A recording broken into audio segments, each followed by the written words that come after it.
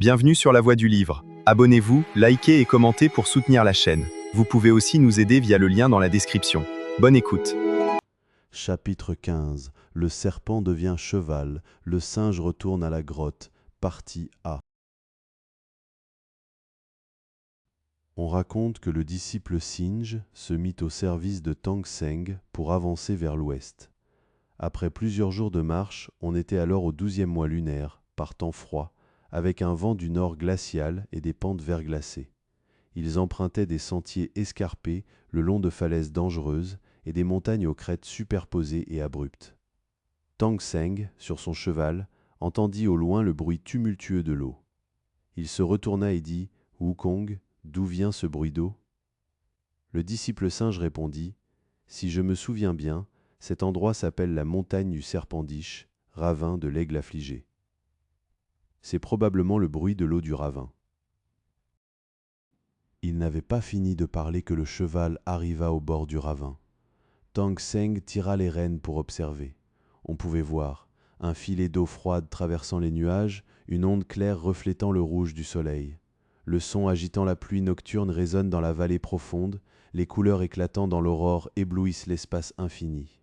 Des vagues de 1000 pieds jaillissent comme du jade brisé, une nappe d'eau résonnante rugit avec la brise pure.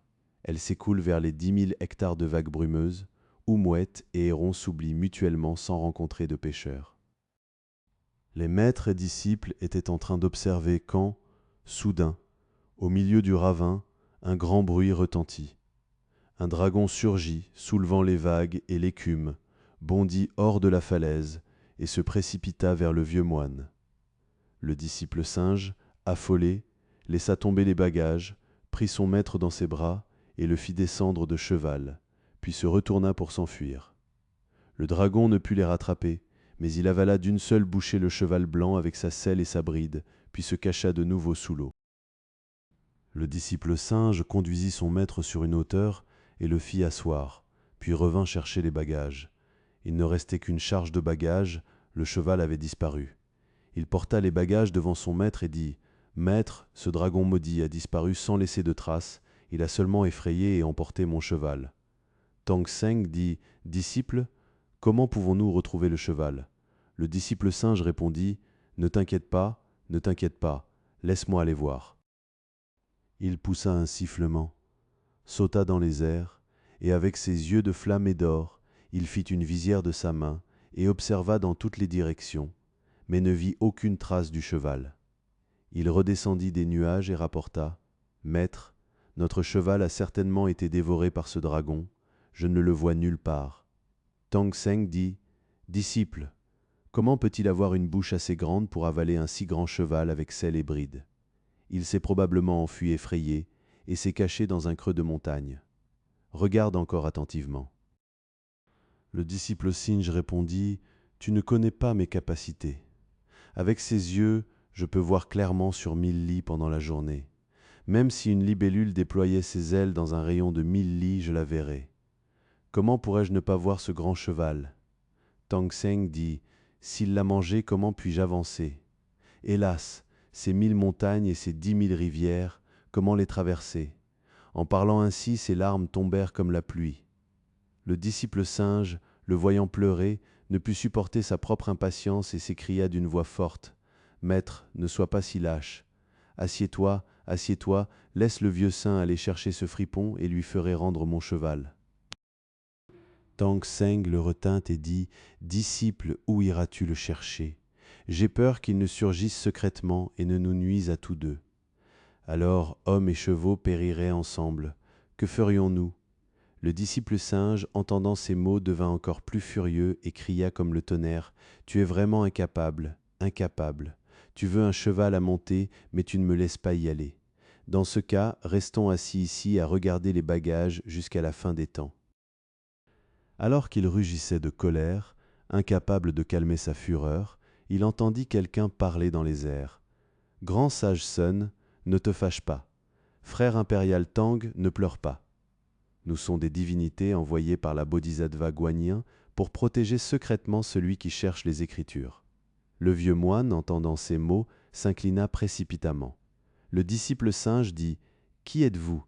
Donnez-moi vos noms que je puisse faire l'appel. » Les divinités dirent, « Nous sommes les 6 Ding et 6 Jia, les 5 gardiens révélateurs, les 4 fonctionnaires des valeurs et les 18 protecteurs du Dharma. Nous sommes tous en rotation pour servir chaque jour. » Le disciple singe demanda, « Qui commence aujourd'hui ?» Les gardiens révélateurs dirent, « Les Ding et Jia, les fonctionnaires des valeurs et les protecteurs du Dharma sont en rotation. Parmi nous 5 gardiens révélateurs, seul le gardien révélateur à tête d'or reste jour et nuit à vos côtés. » Le disciple singe dit, « Dans ce cas que ceux qui ne sont pas de service se retirent, laissez les 6 divinités Ding, le fonctionnaire de la valeur du jour et les gardiens révélateurs pour protéger mon maître. Pendant ce temps, le vieux saint ira chercher ce dragon maudit dans le ravin et lui ferait rendre mon cheval. » Les divinités obéirent à l'ordre. Tang Seng se rasséréna et s'assit sur un rocher, recommandant au disciple singe de faire attention. Le disciple singe dit, « Sois sans crainte. » Ce bon roi des singes ajusta sa tunique de coton, releva sa jupe de peau de tigre, saisit son bâton de fer cerclé d'or, fit preuve de vigueur et se dirigea vers le ravin. Mis dans les nuages, mis dans la brume, il cria à haute voix au-dessus de l'eau. « Loche boueuse, rends-moi mon cheval, rends-moi mon cheval. » Or, le dragon, ayant mangé le cheval blanc de Tang Seng, se tenait tapi au fond du ravin, nourrissant sa nature spirituelle dans la tranquillité. Entendant quelqu'un l'injurier et réclamer le cheval, il ne put contenir la colère qui s'élevait dans son cœur. Il bondit brusquement, sauta par-dessus les vagues et surgit en criant « Qui ose ici me blesser avec des paroles arrogantes ?» Le disciple singe, le voyant, poussa un grand cri. « Ne t'enfuis pas, rends-moi mon cheval. » Il brandit son bâton et frappa à la tête. Le dragon déploya ses griffes et se précipita pour l'attaquer. Ces deux-là menèrent un combat féroce au bord du ravin, vraiment des guerriers valeureux. On pouvait voir, le dragon étend ses griffes acérées, le singe brandit son cercle d'or. L'un a des moustaches pendantes comme des fils de jade blanc, l'autre a des yeux scintillants comme des lampes d'or rouge. L'un crache des perles colorées sous ses moustaches, l'autre fait tournoyer son bâton de fer dans le vent furieux. L'un est un fils maudit qui a perdu ses parents, l'autre est un esprit démoniaque qui a trompé les généraux célestes. Tous deux ont souffert des épreuves à cause de leurs fautes. Maintenant, pour réussir, chacun montre ses capacités. Ils allèrent et vinrent, combattant pendant un long moment, tournoyant pendant un temps considérable. Finalement, le dragon, épuisé et les muscles affaiblis, ne put résister davantage. Il fit un demi-tour et replongea dans l'eau, se cachant au fond du ravin, refusant de ressortir. Le roi des singes l'injuria sans relâche, mais le dragon fit semblant d'être sourd. Le disciple singe, n'ayant d'autre choix, revint voir Tang Seng et dit « Maître, ce monstre, après que je l'ai provoqué par mes injures, a combattu contre moi pendant un long moment. Puis, craignant le combat, il s'est enfui et se cache maintenant au milieu de l'eau, refusant de ressortir. » Tang Seng dit « Sais-tu avec certitude si c'est lui qui a mangé mon cheval ?» Le disciple singe répondit « Regarde ce que tu dis. S'il ne l'avait pas mangé, sortirait-il pour répondre et s'opposer au vieux saint ?» Tang Seng dit « L'autre jour, quand tu as combattu le tigre, tu as dit avoir les moyens de dompter les dragons et les tigres. Aujourd'hui, pourquoi ne peux-tu pas le dompter ?» En vérité, ce singe ne supportait pas qu'on le presse.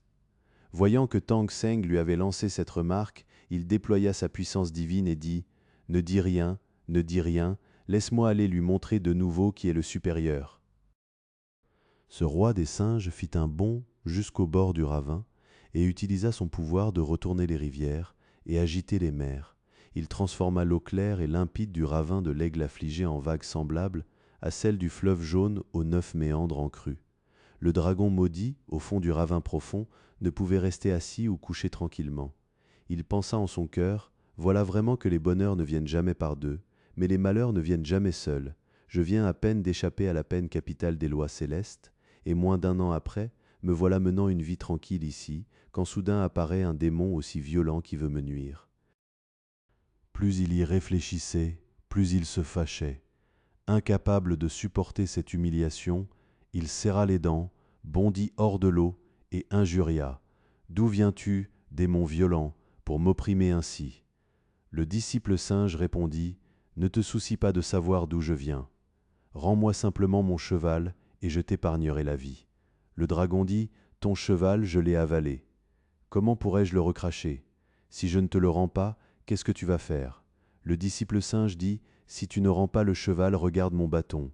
Je vais te tuer pour payer de ta vie celle de mon cheval. » Ils combattirent de nouveau âprement sous la falaise. Après quelques échanges, le jeune dragon ne put vraiment pas résister. Il fit un mouvement de son corps, se transforma en une couleuvre d'eau et se faufila dans les herbes. Le roi des singes, tenant son bâton, se précipita en avant, écarta les herbes pour chercher le serpent, mais n'en obtint aucune trace. Exaspérés, ces trois esprits corporés claquèrent des dents et la fumée sortit de ses 7 orifices. Il prononça l'incantation homme et fit venir le dieu du sol local et le dieu de la montagne de l'endroit. Ils vinrent ensemble s'agenouiller en disant « Dieu de la montagne et Dieu du sol viennent vous voir. » Le disciple singe dit « Tendez vos chevilles, je vais vous donner 5 coups de bâton à chacun pour me détendre l'esprit. » Les deux divinités prosternées avec affliction dirent « Grand sage, ayez pitié, permettez-nous de nous expliquer. » Le disciple singe demanda « Que dites-vous » Les deux divinités dirent « Grand sage, vous avez été entravé pendant longtemps. Nous ne savions pas quand vous sortiriez, c'est pourquoi nous ne sommes pas venus vous accueillir. Nous espérons que vous nous pardonnerez. » Le disciple singe dit « Dans ce cas, je ne vous frapperai pas pour l'instant. Je vous demande, dans le ravin de l'aigle affligé, d'où vient ce dragon monstrueux? Comment a-t-il pu voler et manger le cheval blanc de mon maître? » Les deux divinités dirent « Le grand sage n'a jamais eu de maître auparavant. Vous étiez un vrai principe originel qui ne se soumettait ni au ciel ni à la terre. Comment pourriez-vous avoir un cheval de maître? » Le disciple singe dit « Vous ne savez pas non plus. C'est à cause de cette affaire de tromperie envers les supérieurs que j'ai enduré 500 ans de souffrance. Maintenant, grâce à la bodhisattva Guanyin, qui m'a persuadé de faire le bien, le vrai moine de la dynastie Tang m'a sauvé. Il m'a ordonné de le suivre comme disciple pour aller vers l'ouest adorer Bouddha et chercher les Écritures. En passant par ici, j'ai perdu le cheval blanc de mon maître. » Les deux divinités dirent « C'est donc cela. Ce ravin n'a jamais abrité d'esprit maléfique. Il est simplement profond, escarpé et large, avec une eau si claire et transparente que même les corbeaux et les pies n'osent le survoler. À cause de la clarté de l'eau qui reflète leur propre image, ils la prennent pour des oiseaux de leur espèce et se jettent souvent dans l'eau. C'est pourquoi on l'appelle le ravin de l'aigle affligé. Il y a quelques années, la bodhisattva Guanyin, cherchant celui qui doit chercher les Écritures, sauva un dragon de jade et le plaça ici. Elle lui ordonna d'attendre celui qui cherche les Écritures et de ne pas commettre de mauvaises actions. Il se contentait, quand il avait faim, de venir sur la rive pour attraper quelques corbeaux épis à manger ou de saisir quelques cerfs et chevreuils. Nous ne savons pas comment, par ignorance, il a aujourd'hui offensé le grand sage. Le disciple singe dit « La première fois, il s'est battu avec moi pendant quelques échanges. La seconde fois, quand je l'ai injurié, il n'est plus ressorti. C'est pourquoi j'ai utilisé la méthode de retourner les rivières et agiter les mers pour troubler l'eau de son ravin. » Il a alors bondi et voulu continuer le combat, mais ne supportant pas le poids de mon bâton, il s'est transformé en couleuvre d'eau et s'est caché dans les herbes. Je l'ai poursuivi pour le chercher, mais sans aucune trace. Le dieu du sol dit « Grand sage, vous ne savez pas. Ce ravin a des millions d'orifices et de cavités qui communiquent entre eux, c'est pourquoi ces vagues sont si profondes. Il doit y avoir un trou par ici où il s'est faufilé. Il n'est pas nécessaire que le grand sage se mette en colère et le cherche ici. Pour capturer cette créature, il suffit d'inviter Guanyin, et elle le soumettra naturellement. » Le disciple singe, entendant cela, appela le dieu de la montagne et le dieu du sol pour venir ensemble voir Tang Seng et lui raconter ce qui s'était passé. Tang Seng dit « Si nous devons aller chercher la bodhisattva, combien de temps faudra-t-il avant qu'elle ne revienne ? Comment votre pauvre moine peut-il supporter la faim et le froid ? » Il n'avait pas fini de parler qu'il entendit dans l'obscurité des airs le gardien révélateur à tête d'or crier « Grand sage, vous n'avez pas besoin de vous déplacer. Ce petit dieu va aller chercher la bodhisattva. » Le disciple singe, très joyeux, dit « Merci, merci, va vite, va vite. Le gardien révélateur s'élança rapidement dans les nuages et se dirigea directement vers la mer du Sud. Le disciple singe ordonna au dieu de la montagne et au dieu du sol de protéger son maître, et aux fonctionnaires de la valeur du jour d'aller chercher de la nourriture. Lui-même alla faire des rondes autour du ravin. On raconte que le gardien révélateur à tête d'or, montant sur un nuage, arriva rapidement à la mer du Sud. Il descendit de sa lumière auspicieuse jusqu'à la forêt de bambous pourpres de la montagne Luojia. Il demanda au dieu céleste en armure d'or et à Mushawian de transmettre le message et put ainsi voir la Bodhisattva. La Bodhisattva demanda « Pourquoi viens-tu » Le gardien révélateur dit « Tang Seng a perdu son cheval dans le ravin de l'aigle affligé de la montagne du Serpendish. » Le grand sage Sun est dans une situation difficile, ne sachant comment avancer ni reculer. Après avoir interrogé les dieux locaux de l'endroit, ils ont dit que le dragon maudit placé dans le ravin par la Bodhisattva avait avalé le cheval. Le grand sage m'a chargé de venir implorer la Bodhisattva de soumettre ce dragon maudit et de lui rendre son cheval. La Bodhisattva, entendant ces mots, dit « Ce fripon est le fils d'Aoron de la mer de l'Ouest. Pour avoir mis le feu à une perle précieuse dans le palais, son père l'a accusé de rébellion filiale. Il a commis un crime passible de mort devant la cour céleste. C'est moi qui ai personnellement vu l'empereur de Jade pour le faire descendre, lui ordonnant de servir de monture à Tang Seng. Comment a-t-il pu manger le cheval de Tang Seng? Dans ce cas, attends-moi, j'y vais. » La Bodhisattva descendit de son trône de lotus, quitta sa grotte immortelle et avec le gardien révélateur, monta sur une lumière auspicieuse et traversa la mer du Sud pour venir ici. Il y a un poème pour le prouver.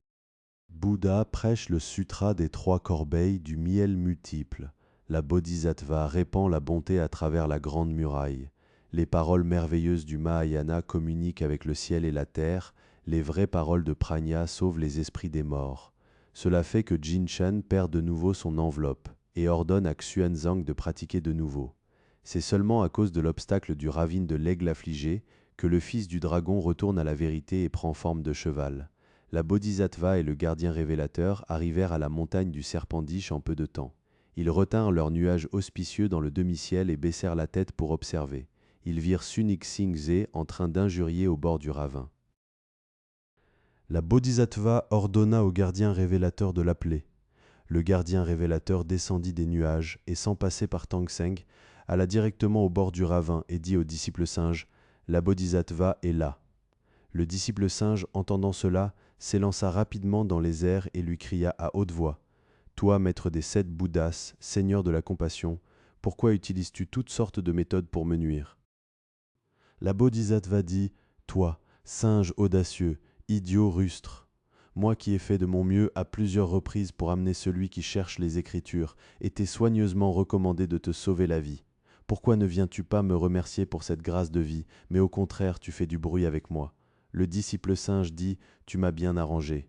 Puisque tu m'as libéré, laisse-moi m'amuser librement et tranquillement. » L'autre jour, sur la mer, tu m'as rencontré et m'as blessé avec quelques paroles, m'ordonnant de faire de mon mieux et de toutes mes forces pour servir Tang Seng. Cela aurait dû suffire. Pourquoi lui as-tu donné un chapeau fleuri pour me tromper et me le faire porter sur la tête afin que je souffre? Tu as fait pousser ce cercle sur la tête du vieux saint, puis tu lui as appris à réciter ce soi-disant incantation du cercle serrant, faisant que ce vieux moine récite encore et encore, et que ma tête me fasse mal encore et encore. N'est-ce pas toi qui me nuis? La Bodhisattva sourit et dit « Toi, singe, si tu n'obéis pas aux enseignements et n'acceptes pas le vrai fruit. Si je ne te retenais pas ainsi, tu tromperais de nouveau les supérieurs et tromperais le ciel. Que sais-tu du bien et du mal? Si tu causais de nouveau des troubles comme avant, qui pourraient te contrôler?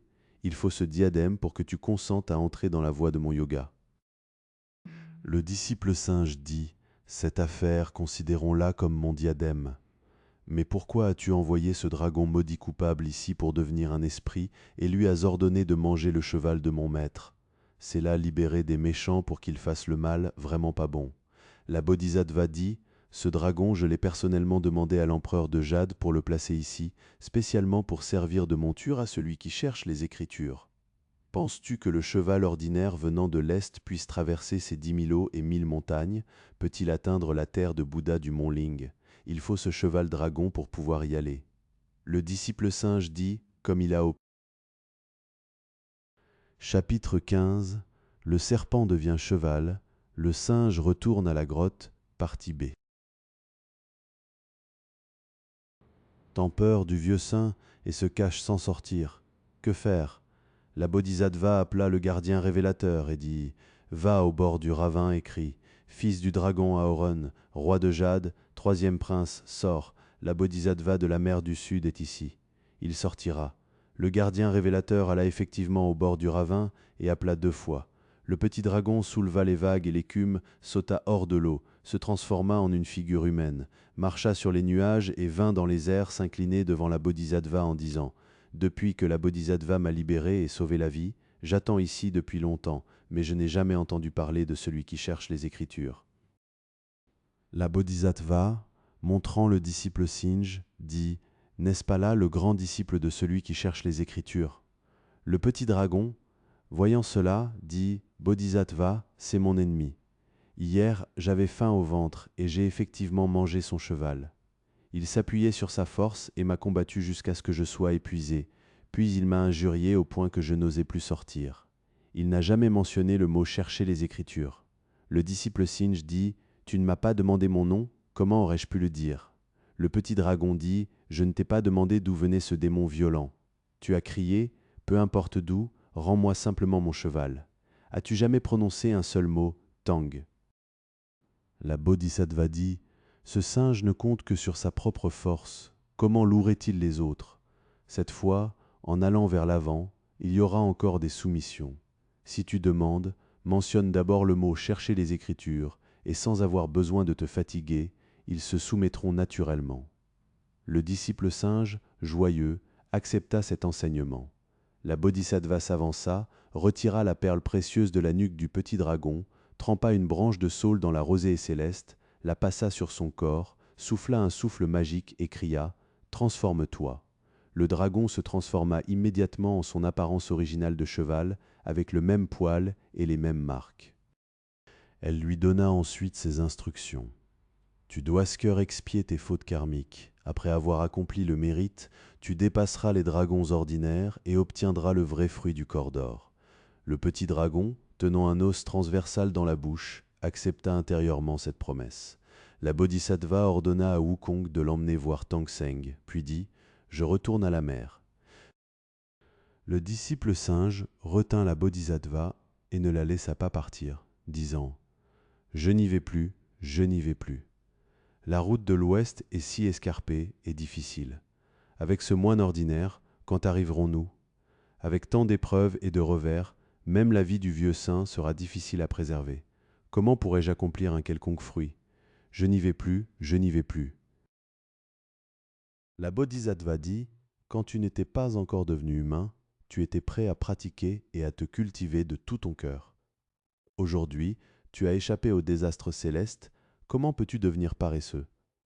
Dans notre école, c'est par l'extinction et la réalisation de la vérité qu'on obtient le vrai fruit. Il faut avoir la foi et le vrai fruit. Si tu arrives à un endroit où ton corps est blessé et où tu souffres, je te permets d'appeler le ciel et le ciel répondra, d'appeler la terre et la terre sera sensible. Si dans 10 cas, tu arrives à une situation difficile à échapper, je viendrai personnellement te sauver. Approche, je te donne encore un pouvoir. La bodhisattva cueillit 3 feuilles de saule, les plaça derrière la tête du disciple singe et cria « Transformez-vous ». Elles se transformèrent immédiatement en 3 poils magiques pour sauver la vie. Elle lui enseigna « Si tu arrives à un moment où rien ne peut t'aider et où tu n'as pas de maître, tu pourras les utiliser selon les circonstances pour te sauver des catastrophes et des souffrances. » Le disciple singe, entendant tant de bonnes paroles, remercia enfin la grande et compatissante bodhisattva. La bodhisattva, entourée d'un vent parfumé et de brumes colorées, retourna directement au mont Putuo.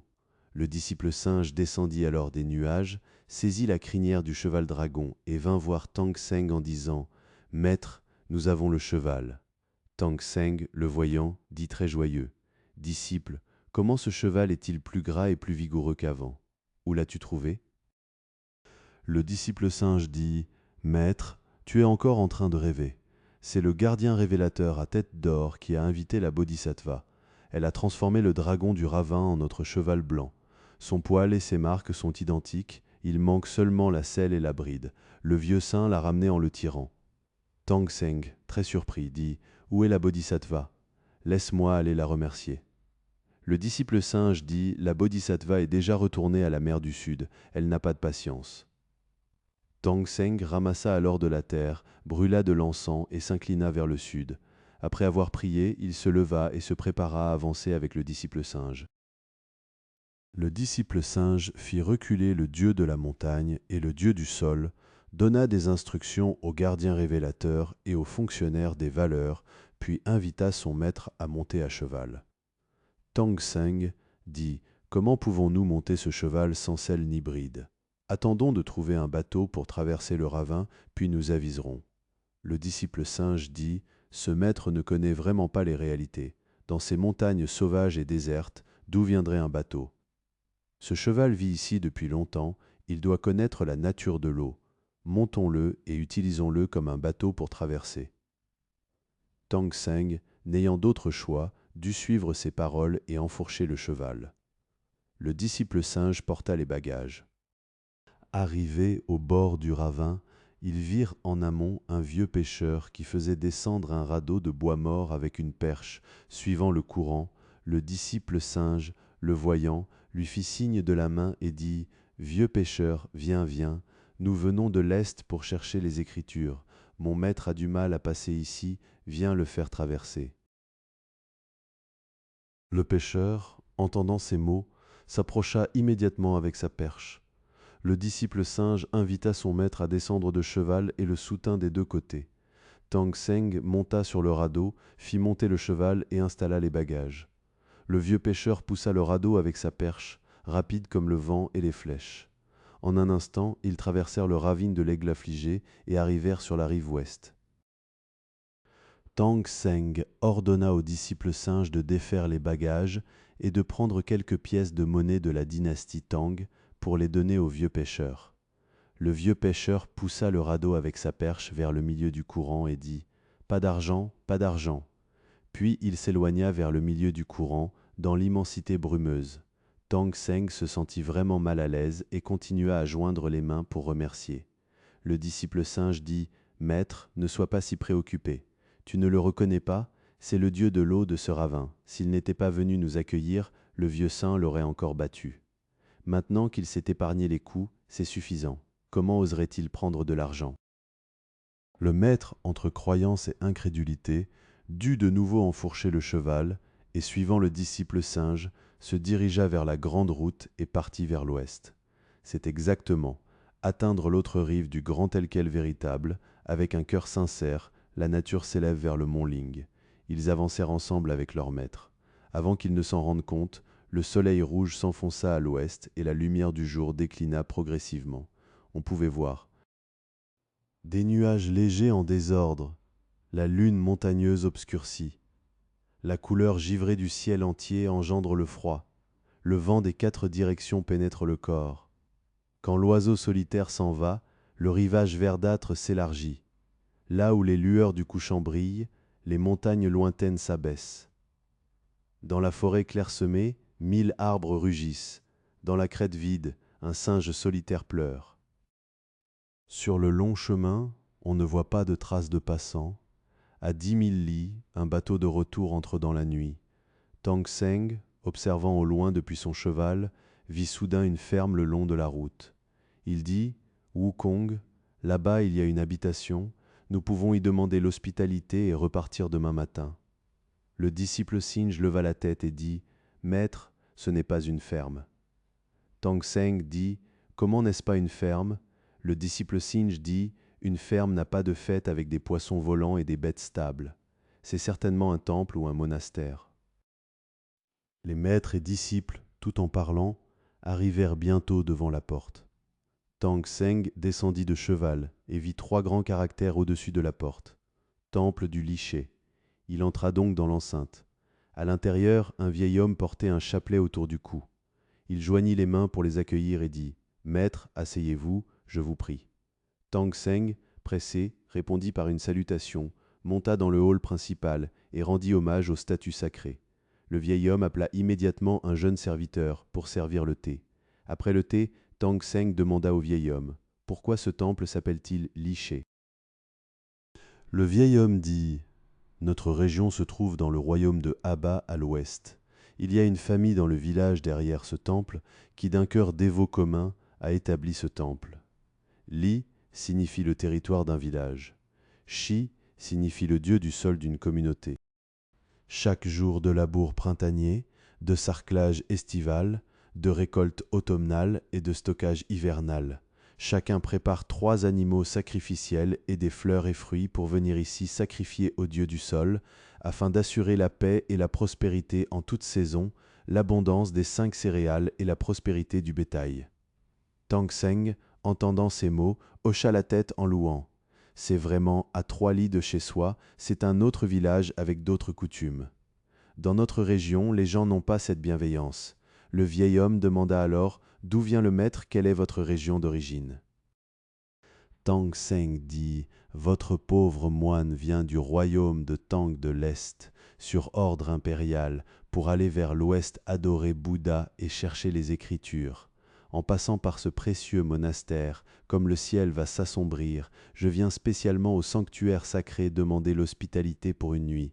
Dès l'aube, je repartirai. » Le vieil homme, très joyeux, dit quelques mots d'accueil manqués, puis ordonna de nouveau au jeune serviteur de préparer le repas. Après que Tang Seng eut mangé, il remercia.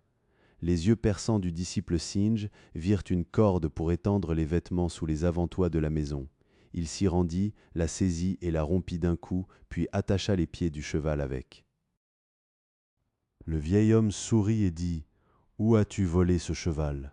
Le disciple singe, furieux, dit « Toi, vieil homme, tes paroles ne connaissent pas les hauteurs. Nous sommes des moines sacrés qui adorent Bouddha. Comment volerions-nous des chevaux ?»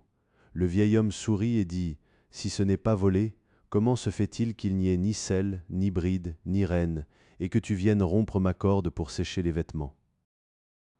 Tang Seng s'excusa et dit « Ce garnement est simplement de nature impatiente. Si tu voulais attacher le cheval, tu aurais dû poliment demander une corde au vieil homme. Comment as-tu pu rompre sa corde à vêtements? Vénérable, ne sois pas fâché, ne sois pas fâché. Pour te dire la vérité, ce cheval n'est pas volé. Hier, venant de l'Est, nous sommes arrivés au ravin de l'Aigle affligé. Nous avions un cheval blanc à monter, avec selle et bride complètes.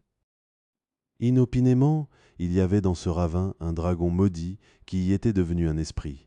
Il a avalé d'une seule bouchée mon cheval avec selle et bride. Heureusement, mon disciple a quelques capacités, et grâce à la bodhisattva Guanyin, qui est venue au bord du ravin capturer ce dragon, elle lui a ordonné de se transformer en mon cheval blanc original, avec le même poil et les mêmes marques, pour me porter vers l'ouest adorer Bouddha. Aujourd'hui, après avoir traversé le ravin, moins d'un jour s'est écoulé, et nous sommes arrivés au sanctuaire du Vénérable. Nous n'avons pas encore pu nous procurer de selle et de bride. Le vieil homme dit « Maître, ne sois pas fâché. » Ce vieil homme faisait une plaisanterie, qui savait que ton disciple talentueux le prendrait au sérieux. Quand j'étais jeune, j'avais aussi quelques pièces de monnaie rustique et je pouvais monter un cheval vigoureux. Mais à cause des malheurs répétés année après année, j'ai subi des pertes et un incendie, et je me suis retrouvé sans ressources ici. C'est pourquoi je sers comme gardien du temple, m'occupant de l'encens et du feu. Heureusement, la famille de donateurs du village derrière me soutient par l'aumône pour vivre. Chez moi, j'ai encore une selle et une bride qui sont mes objets préférés de tous les jours. Même dans cette pauvreté, je n'ai jamais consenti à les vendre. Après avoir entendu les paroles du vieux maître, si même la bodhisattva sauve et protège le dragon divin et lui ordonne de se transformer en cheval pour te porter, comment ce vieil homme ne pourrait-il pas apporter un peu d'aide? Demain, je prendrai la selle et la bride, désireux de les offrir au vieux maître. Attache-les et pars vers l'avant. J'espère que tu les accepteras avec un sourire. Tang Seng, entendant ces mots, ne put assez le remercier. Bientôt, le jeune serviteur apporta le repas du soir. Après le repas, on alluma la lampe, on prépara les couchages et chacun alla se reposer. Au matin suivant, le disciple singe se leva et dit « Maître, Le vieux gardien du temple nous a promis une selle et une bride hier soir. Demandons-les lui, ne le laissons pas s'en tirer. » Il n'avait pas fini de parler que le vieil homme arriva effectivement, portant une selle et une bride, des couvertures, des rênes et autres accessoires, tout ce qui est nécessaire pour un cheval, rien ne manquait. Il les plaça sous le portique et dit « Maître, voici la selle et la bride offertes. » Tang Seng, les voyant, les accepta joyeusement. Il ordonna aux disciples singes de les prendre et de les essayer sur le cheval pour voir si elles convenaient. Le disciple singe s'avança, prit chaque pièce et les examina. C'étaient vraiment de bons objets. Il y a un poème pour le prouver, selle sculptée scintillante avec des étoiles d'argent, étrier précieux dont la lumière vole avec des fils d'or brillants. Plusieurs couches de couverture en velours superposées, 3 cordes violettes tressées pour les rênes. La tête de la bride ornée de fleurs en cercle éclatante, l'éventail en nuages décorés d'or avec des bêtes dansantes. Les anneaux et les mors forgés en fer trempé, 2 pendants noués avec des crinières trempées dans l'eau. Le disciple singe, intérieurement joyeux, attacha la selle et la bride sur le cheval. C'était comme si elles avaient été faites sur mesure. Tang Seng remercia le vieil homme, qui se hâta de le soutenir en disant « Je suis confus, je suis confus. Pourquoi tant de remerciements ?» Le vieil homme ne les retint pas davantage et invita Tang Seng à monter à cheval. Le vieux moine, sortant de la porte, s'agrippa à la selle et monta sur le cheval. Le disciple singe porta les bagages. Le vieil homme sortit de nouveau une fouet de sa manche. C'était un manche en rotin parfumé avec des liens en cuir de pouce et une extrémité tressée avec des fils de tendons de tigre. Il l'offrit respectueusement le long de la route en disant « Saint moine, j'ai aussi une poignée de guidon, je te l'offre en même temps. » Tang Seng, sur son cheval, la reçut et dit « Grand merci pour l'aumône, grand merci pour l'aumône. » Alors qu'il faisait le signe de question, le vieil homme avait déjà disparu. En se retournant pour regarder le sanctuaire liché, ce n'était plus qu'un terrain vide. Ils entendirent seulement quelqu'un parler dans le demi-ciel. « Saint moine, excuse notre simplicité. Je suis le dieu de la montagne et le dieu du sol de la montagne Luojia, envoyé par la Bodhisattva pour vous offrir la selle et la bride. Vous pouvez faire des efforts pour avancer vers l'ouest, mais ne soyez pas négligents un seul instant. » Tang Seng, affolé, descendit précipitamment de cheval, s'inclina vers le ciel et adora en disant « Votre disciple, avec des yeux de chair et une chair mortelle, n'a pas reconnu le visage sacré de votre divinité. J'espère que vous me pardonnerez. Veuillez transmettre à la Bodhisattva que je suis profondément reconnaissant pour sa grâce protectrice. » Tu le vis continuer à prosterner vers le ciel sans compter le nombre. Sur le bord de la route, le grand sage Sun éclata de rire jusqu'à tomber, et le beau roi des singes fut tellement joyeux qu'il en fut épuisé. Il s'avança et tira Tang Seng en disant « Maître, lève-toi. Il est déjà parti loin. Il ne peut pas entendre tes prières ni voir tes prosternations. Pourquoi continuer à t'incliner ?» Le vieux moine dit « Disciple, je me prosterne ainsi, et toi tu ne t'inclines même pas. Tu restes debout sur le côté, te contentant de rire. Quelle est cette attitude ?» Le disciple singe dit « Comment le sais-tu ? Un tel qui cache sa tête et montre sa queue mériterait d'être battu d'une tonne. Seulement, par égard pour la Bodhisattva, je l'épargne et c'est déjà suffisant. Comment oserait-il encore accepter les salutations du vieux saint ? Le vieux saint, depuis son enfance, a toujours été un héros et ne sait pas s'incliner devant les gens. Même devant l'empereur de Jade ou le seigneur Lao suprême, je me contente de faire un signe de respect. » Tang Seng dit « Ce n'est pas convenable, ne dis pas ces paroles vides. Lève-toi vite, ne retardons pas notre route. » Le maître se leva alors, fit ses préparatifs et partit vers l'ouest. Ils avancèrent pendant environ 2 mois sur une route paisible, rencontrant seulement des tribus Luo, des oui-oui, des loups, des serpents, des tigres et des léopards. Le temps passa rapidement et ce fut de nouveau le début du printemps. On pouvait voir la couleur émeraude des forêts et des montagnes, et la végétation qui bourgeonnait. Les fleurs de prunier étaient tombées, et les bourgeons de saule commençaient à s'ouvrir. Les maîtres et disciples, se promenant et admirant la lumière printanière, virent de nouveau le soleil s'enfoncer à l'ouest. Tang Seng tira les rênes de son cheval et observa au loin. Dans le creux d'une montagne, il y avait des ombres de tours et de pavillons, des halls et des palais profonds. Tang Seng dit « Wukong, regarde là-bas, Quel est cet endroit ? Le disciple singe leva la tête et dit, si ce ne sont pas des palais, ce sont certainement des monastères. Dépêchons-nous d'y aller pour demander l'hospitalité. Tang Seng, joyeux, suivit ces paroles. Il relâcha le cheval dragon et se dirigea directement vers l'avant. On ne sait pas quel est cet endroit où ils vont, écoutez l'explication au chapitre suivant.